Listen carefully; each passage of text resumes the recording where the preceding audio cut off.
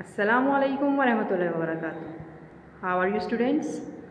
उम्मीद है आप सब खैरियत से होंगे और आपने अपना लास्ट लेक्चर का वीडियो क्लिप देख लिया होगा जो किसके बारे में था? नर्वस सिस्टम के बारे में। Good. What is the function of nervous system? It is responsible for controlling and coordinating all the parts of our body. Good. And name the organs that are involve in nervous system. Brain, good. Spinal cord and nerves. How many types of nerves are there? 2 types. Good. Name them. Sensory nerves and motor nerves. Good.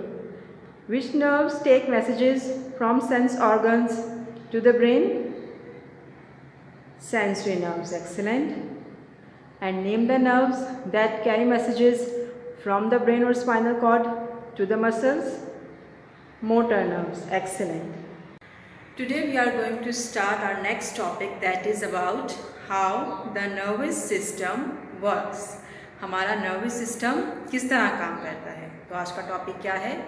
How the nervous system works. nervous system किस तरह काम करता है, उससे पहले देख लेते हैं कि उसका काम होता क्या है। The nervous system takes in information through our senses, processes information and produces reaction or response. Nervous system क्या करता है? इंफॉर्मेशन लेता है हमारे सेंसेस के ज़रिए, प्रोसेस करता है, इंटरप्रेट करता है, उन इंफॉर्मेशन पर काम करता है एंड प्रोड्यूसेस रिएक्शन और रिस्पॉन्स, और उन इंफॉर्मेशन के मुताबिक फिर अपना रिप्लाई, रिएक्शन या रिस्पॉन्स देता है। अब नर्वस सिस्टम जब काम कर रहा होता है तो इसके लिए हमें कुछ टर्म्स हैं जिनको जानना ज़रूरी है। वो कौन से टर्म्स हैं और नर्वस सिस्टम कैसे काम करता है, आइए देख लेते हैं। सबसे पहली टर्म है स्टिमुलस। स्टिमुलस क्या है? हमारी बॉडी से बाहर एनवायरनमेंट में कोई भी ऐसा काम जो हमारे बिहेवियर को चेंज कर दे। किसी भी ऑर्गेनिज्म की बॉडी से बाहर उसके एनवायरनमेंट में कोई ऐसा काम जो उसके बिहेवियर में, उसके बर्ताव में, रवैये में फ़र्क लाए, उसे कहते हैं स्टिमुलस। जैसे आपने गलती से किसी गर्म चीज़ को हाथ लगा लिया, या शदीद प्यास में आपने ग्लास ऑफ वाटर देखा, या बहुत ज़ोर से कोई आवाज़ आई, ये सब स्टिमुलस है। ठीक है, यहाँ पर देख लेते हैं क्या डेफिनेशन है स्टिमुलस की। The external effect which produces changes in the behaviour of an organism is called a stimulus. External कहते हैं बाहर का इफेक्ट, असर, जो प्रोड्यूस कर रहा है चेंज, तब्दीली ला रहा है किसमें? बिहेवियर में ऑफ एन ऑर्गेनिज्म, यानी किसी भी ऑर्गेनिज्म के रवैये में तब्दीली ला रहा है, उसे क्या कहते हैं? स्टिमुलस।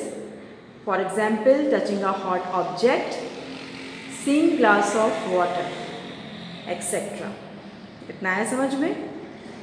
ठीक है। अब जब आप कोई चीज़ बाहर देख रहे हैं तो यकीनन जब आप देखेंगे तो आपकी बॉडी उसका जवाब भी देगी। उस जवाब को कहा जाता है रेस्पॉन्स। क्या कहा जाता है? रेस्पॉन्स। अब रेस्पॉन्स क्या होता है कि जब भी आपने कोई ऐसी चीज़ देखी बाहर होते हुए जिससे आपके रवैये में फ़र्क आ रहा है, तो वो आपका उस स्टिमुलस का रेस्पॉन्स होगा।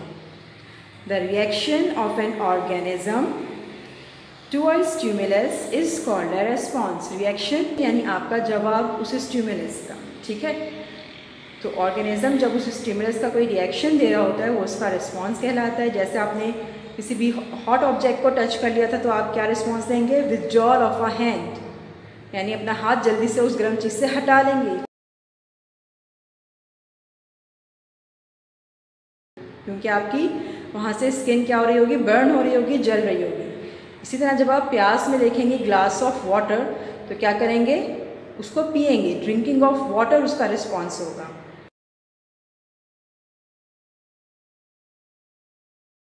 ठीक है, कोई दरवाज़ा ज़ोर से बंद हुआ है तो फ़ौरन अपने कानों पे हाथ रख लेंगे।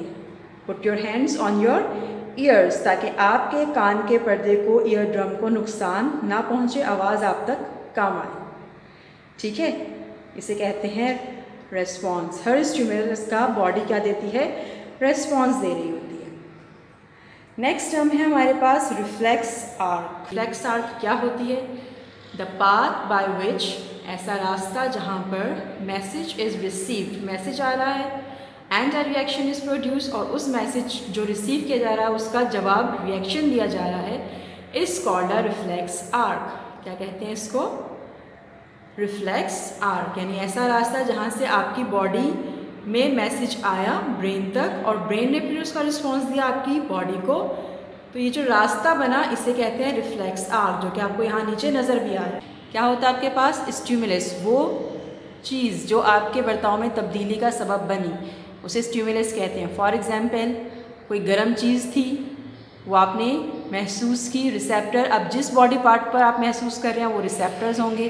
फॉर एग्जांपल आपका हैंड जो जल रहा है उस गर्म चीज़ को छूने से, जैसे ही आपका हाथ जलना शुरू करेगा तो सेंसरी नर्व्स के ज़रिए वो मैसेज पहुंच जाएगा किस तक? ब्रेन या स्पाइनल कॉर्ड तक। अब ब्रेन एंड स्पाइनल कॉर्ड इस मैसेज को इंटरप्रेट करेंगे, इस पर काम करेंगे कि क्या रिस्पांस देना है इस पर, और वो जो रिस्पांस दे रहे होंगे वो मोटर नर्व्स के ज़रिए किस तक पहुंचेगा? इफेक्टर्स तक, यानी आपके उस बॉडी पार्ट तक जो इफ़ेक्ट हो रहा है, उस मसल तक। फॉर एग्जांपल यहाँ पर क्या है? वो हैंड, और जैसे ही वो मैसेज पहुँचेगा हैंड तक के गर्म चीज़ है, अपना हाथ इस चीज़ से दूर कर ले, तो हमारे हैंड के मसल्स रिस्पांस देंगे और अपने हाथ को दूर हटा लेंगे।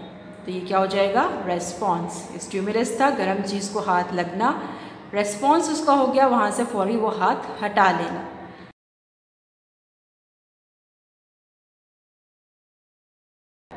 अब ये रिस्पॉन्सेस जो होते हैं हमारे पास दो तरह के होते हैं, आइए देख लेते हैं। Types of responses.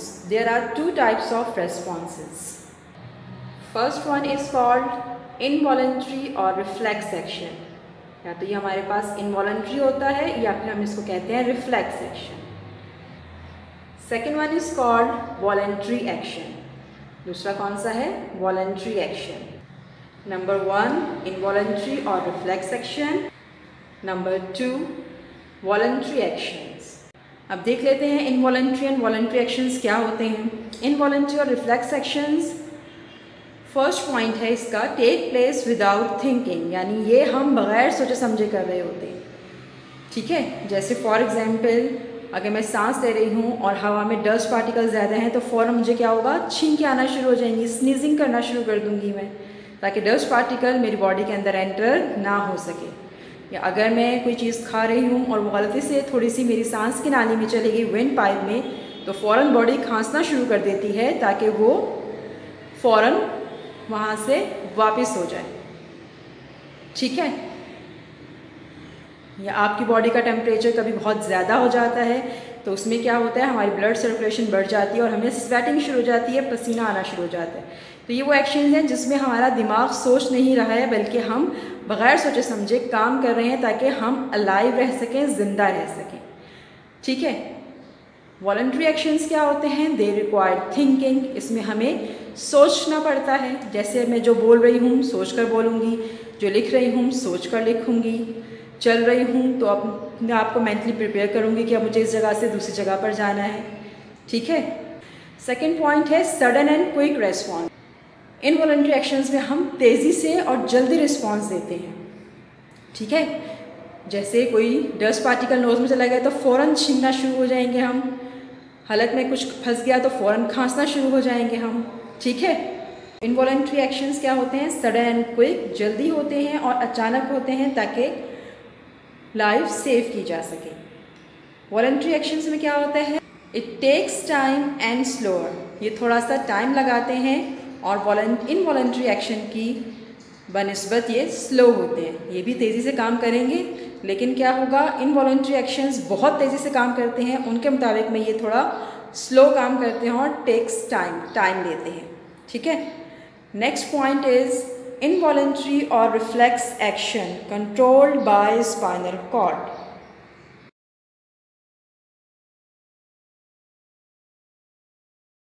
इनवॉलंटरी और रिफ्लेक्स एक्शंस को कौन कंट्रोल करता है? Spinal cord. ठीक है, जो हमारे बैक के सेंटर में मौजूद होती है, बैकबोन वर्टिब्रल कॉलम के अंदर। जबकि वॉलंटरी एक्शंस को कौन कंट्रोल करता है? They are controlled mainly by brain, ये ब्रेन के ज़रिए, जहन के ज़रिए, हमारे दिमाग के ज़रिए कंट्रोल किए जाते हैं। नेक्स्ट पॉइंट है हमारे पास इनवॉलंटरी एक्शंस का, they are usually life saving actions. ये कैसे एक्शंस होते हैं जो हमारी ज़िंदगी को बचा रहे होते हैं, ठीक है। लाइक ब्लिंकिंग, आंखों में कुछ गिर जाए तो फ़ौरन हमारी आइज़ ब्लिंक झपकना शुरू हो जाती हैं। ब्रीदिंग, सांस लेना, नहीं लेंगे तो डेथ हो जाएगी। स्वेटिंग, बॉडी के टेम्परेचर को कंट्रोल करने के लिए पसीना आना।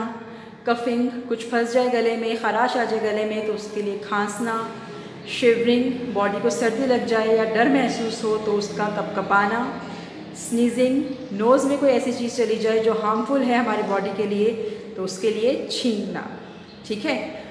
और हमारे पास जो वॉलंटरी एक्शंस होते हैं वो क्या होते हैं, फॉर एवरीडे एक्शन, यानी जो हम रोज़मर्रा में काम कर रहे होते हैं सोच समझ कर, जैसे राइटिंग, कोई चीज़ लिखना, वॉकिंग, चलना, रीडिंग, पढ़ना, ईटिंग, खाना किसी चीज़ को, प्लेइंग और खेलना, ठीक है। तो इतना आपको समझ में आया कि इनवॉलंटरी एक्शंस या रिफ्लेक्स एक्शंस क्या होते हैं और वॉलंटरी एक्शंस क्या होते हैं। एक दफ़ा इनको फिर से देख लेते हैं।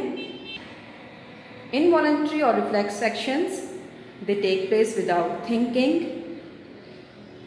they give sudden and quick response, they controlled mainly by spinal cord, they are usually life-saving actions like blinking, breathing, sweating, coughing, shivering, sneezing, etc. Voluntary action, it requires thinking, it takes time and slower, it controlled mainly by brain. Mostly they are everyday actions like writing, walking, reading, eating, playing, etc. उम्मीद है आपको आज का lecture समझ में आ गया होगा कि किस तरह हमारा नर्वस सिस्टम काम करता है। स्टिमुलस, रिस्पॉन्स, रिफ्लेक्स आर्क क्या होते हैं, how many types of responses are there, ठीक है। आ गया ना सबको समझ में। अब चलते हैं अपने होमवर्क की तरफ। Your homework is right and learn question number 1 part H and I on journal. Question number 1 का H and I पार्ट आपको जर्नल में करना है and question number 2 and 3 on book of unit 2 में ब्लैंक्स हैं और 3 में आपको लेबल करनी है डायग्राम, जो अभी मैं आपको समझा दूंगी वो आपको बुक पर करनी है, ठीक है। पेज नंबर है हमारे पास 18 और इसमें क्वेश्चन नंबर 1 का पार्ट H और I आपका होमवर्क है। H है आपके पास what is a reflex action, reflex action क्या होता है ये बताना है आपको। एंड I पार्ट में आपको बताना है identify which of the following are voluntary actions, यानी पहचानिए कि इनमें से कौन से वॉलंटरी एक्शंस हैं। एक्शंस आपको दिए गए हैं writing, reading, coughing, sneezing, sweating, shivering and speaking. आइए देख लेते हैं इसको जर्नल में कैसे करना है जी। तो सबसे पहले मार्जिन लाइन ड्रॉ कीजिएगा। मार्जिन लाइन ड्रॉ करने के बाद आपको डालनी है डेट। डेट डालने के बाद हम करेंगे फर्स्ट लाइन पर अपना क्वेश्चन नंबर 1 का पार्ट H राइट डाउन करेंगे ब्लैक से। What is a reflex action, reflex action क्या होता है जी, क्या होता है, गुड। तो क्या करेंगे, एक लाइन छोड़ने के बाद हेडिंग डालेंगे रिफ्लेक्स एक्शन की और फिर नेक्स्ट लाइन से ब्लू पेन से काम स्टार्ट कर देंगे। A quick and sudden movement which does not involve the brain is called a reflex action or involuntary action, ठीक है। After leaving a line, give the heading of examples. Example में लिखेंगे blinking, coughing, sneezing, या आप कोई भी involuntary action की example लिख सकते हैं एक्सेट्रा, ठीक है। After leaving a line, next question जो हमारा I part, identify which of the following are voluntary actions, और सारे एक्शंस लिखेंगे बुक में से देखकर ब्लैक से, ठीक है। इसी तरह लिखिएगा एक लाइन में 4 आफ्टर गिविंग सम स्पेस।